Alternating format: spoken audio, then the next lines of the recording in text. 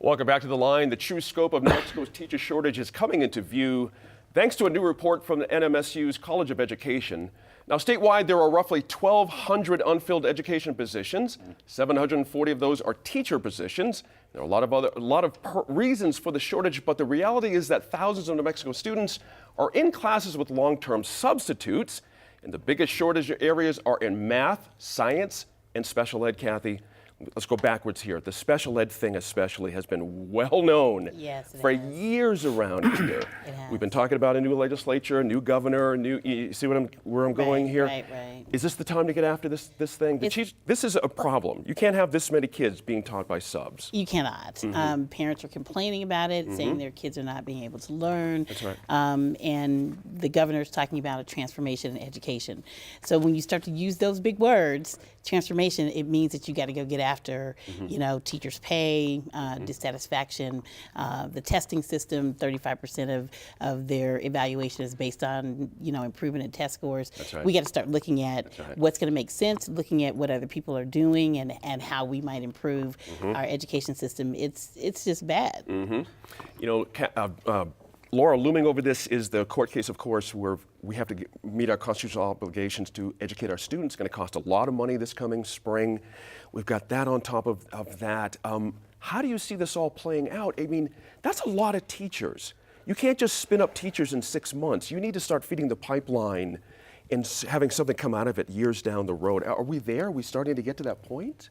Well, there certainly needs to be, I think at all levels, that pipeline needs to be established and built. I'm not sure that we're at a place where you can increase it even for this next school year. Right. But certainly, I think within this first term that Michelle Lujan Grisham has, she has an opportunity to make a huge impact, and the legislature is required to address these issues through the Yawzy decision, which you mentioned.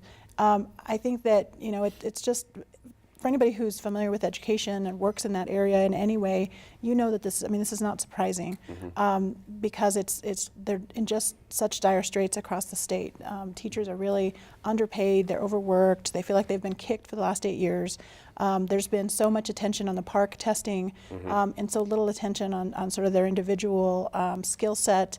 It's been just a very difficult 8 years, and I think the message that Michelle had on election night was really to a lot of the teachers in the room who were there supporting her and had supported her throughout her whole campaign, which was that she is not forgetting that this is an important issue for New Mexico in general. And I think we're going to see some leadership from her on that, and hopefully working with the legislature as well to figure it out. But we also have to balance, I think, the need to make sure that we're not overspending now and creating a liability later so that you're not able to actually fund it. I mean, we're in a good place now in terms of an overall, we have more resources than we've had in the past, but you don't want to increase your recurring funding so much that you can't pay for it, and you have to, you end up in a deficit later on. So the surplus now needs to be used wisely, and we have people that are still in very important positions, like my hometown senator, John Arthur Smith, who's known as Dr. No because he's sort of the last man standing when it comes to a lot of issues in the Senate Finance. So you still have to be able to get through that, and he's married to a teacher. He understands more than a lot of people give him credit for how difficult it is for teachers, and I think that we're going to see him be part of that discussion and hopefully be able to deal with this in a very sound, fiscally responsible way. Good way to put it. Tom, study after study have shown it's really not about pay, it's about respect for a lot of people. They feel like they're understood, they're respected. Kathy mentioned that a little bit earlier, but it is about pay as well. And how much can we expect teachers to get paid here, even though we have this new makeup in the governor's mansion and the legislature? Is it really a possibility they can come out with an all-new scheme for teacher pay within a 1 or 2 years and really get this going? And the last time that teacher pay was actually addressed was when Gary Johnson was in office. Wow. And that was a while ago. Had the landmark, 3-tier system. That's where it was all developed. And Gary Johnson, it's been a while.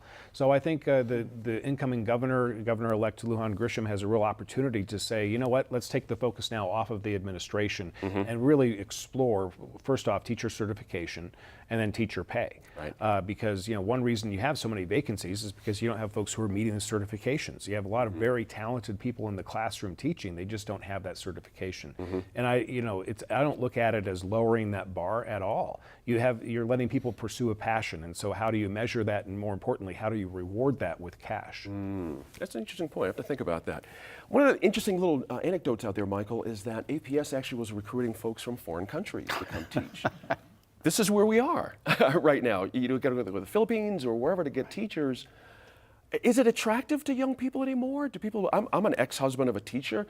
Even back when I was, with my ex-wife, a lot of younger people were like, "This is not happening for me. I'm talented. I can go out there and make a lot more money for a lot less hassle. How do we make it more attractive to be a teacher again?" Well,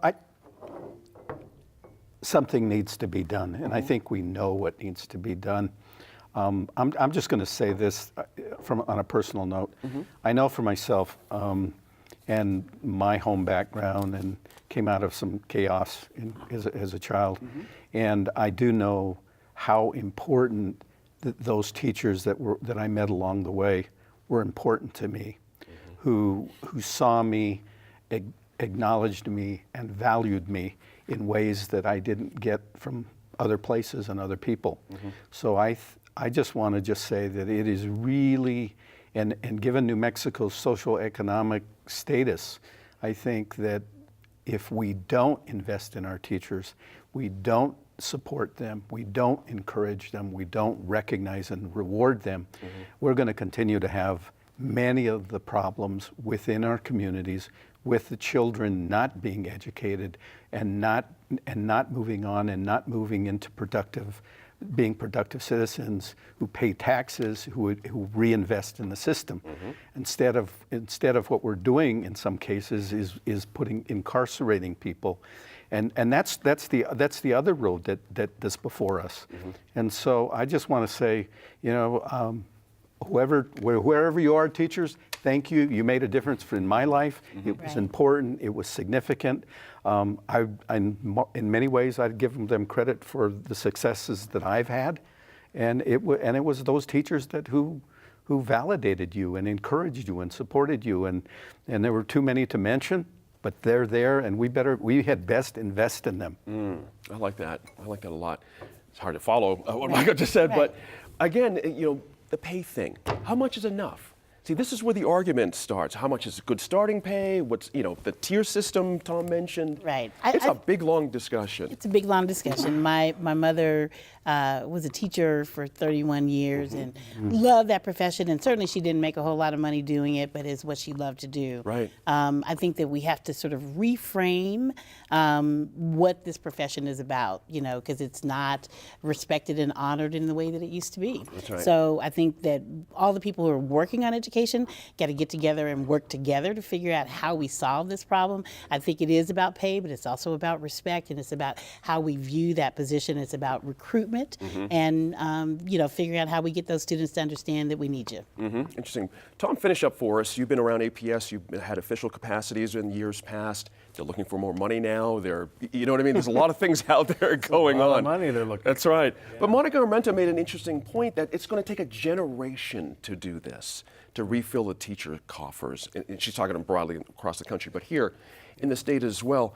That scares some people off, but it gets others motivated as well. But it's hard to look that far out ahead. Oh, it is. It is. At the time of this taping, APS has gone out and they've said, we're going to seek an increase in the mill levy. That's right. That obviously is focused on brick and mortar. That's right. And that brick and mortar, those expenses are really looking out in the future. And in order to fill the classrooms that are going to be built and the repairs that are made, you need to have qualified personnel and a plan to get them. That's right. So it's needed. Whether or not the rollout approach of saying, hey, here's the tax increase you're looking at was well played, they'll have enough time to kind of change that. But it is a very long thought out process. It's just not an instant solution kind of thing. We're going to talk about that ask in the coming weeks as well, so we'll see what happens there. That's all the time we have for The Line this week. If you want to weigh in on the topics we discussed, be sure to reach out to us at NewMexicoInFocus.org or join our Facebook group, Focus on New Mexico. But don't go away. We have a special art installation to tell you about. We think you'll enjoy it.